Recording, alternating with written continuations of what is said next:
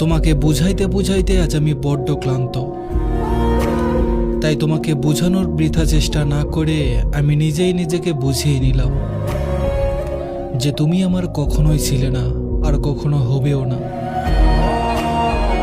ধুর, কষ্ট পেয়ে কি হবে? আমার আবার মন আছে নাকি?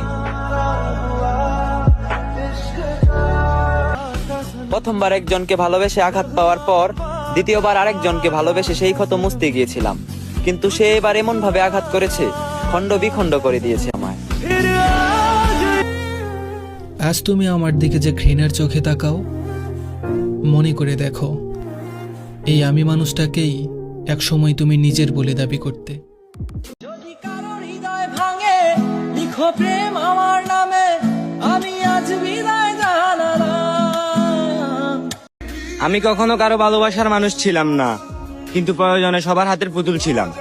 আমায় কেউ কখনো বুঝেনি, কারণ আমায় সবাই ব্যবহার করতে জানে, ভালোবাসতে না। বাস্তবে তো তোমাকে আর পেলাম না, কল্পনাতে না হয় তুমি আমার হয়েই থেকে যেও। পুরুষ তার শখের নারীর পাশে 100 বছরের পুরনো প্রেমিকের নামটাও সহ্য করতে পারে না।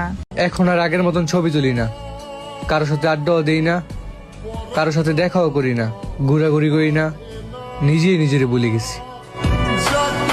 তুমি যাকে ভালোবাসলে না তাকেও কেউ ভালোবাসবে, যাকে ছুঁড়ে ফেলে দিলে অবহেলা দিয়ে তাকেও কেউ জড়িয়ে ধরবে মায়া মিশিয়ে, যাকে ঠকিয়ে গেলে ভেঙে টুকরো টুকরো করে দিলে তাকে কেউ না কেউ আবার গড়ে তুলবে আদর দিয়ে। কেউ না কেউ ঠিকই তার জীবনেও আসবে, তাকেও ভালোবাসবে।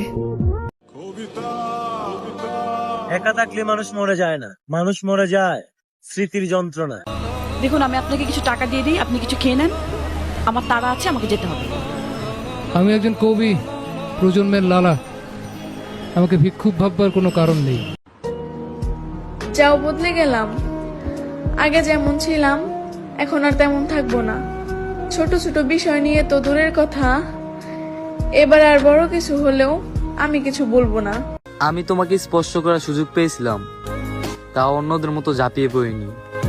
আমি তোমাকে সারা জীবনের জন্য পবিত্রভাবে চেয়েছিলাম, তাই পাইনি। এবার আমি এমন এক পাখিকে ভালোবাসবো যার ডানা জোড়া আমি আমার মতো করে রাঙাবো।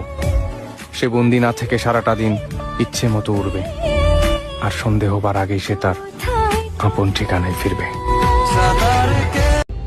মানুষে কিছু জিগাইলেই শালার মানুষ কয় আমার প্রতি কি তোমার বিশ্বাস নাই? তাদেরকে আমি কেমনে বুঝাই? এই বিশ্বাসটাই তো জীবনটা রেখাইয়া দিল। আমার কথায় রাগ করবেন না, আমি সম্পূর্ণ অধিকার নিয়ে আপনার উপর রাগ, অভিমান, জেদ সবকিছুই দেখাই। কারণ কি জানেন, আমি আপনাকে নিজের থেকেও বেশি ভালোবাসি, যেটা হয়তো আপনি কখনোই বুঝবেন না।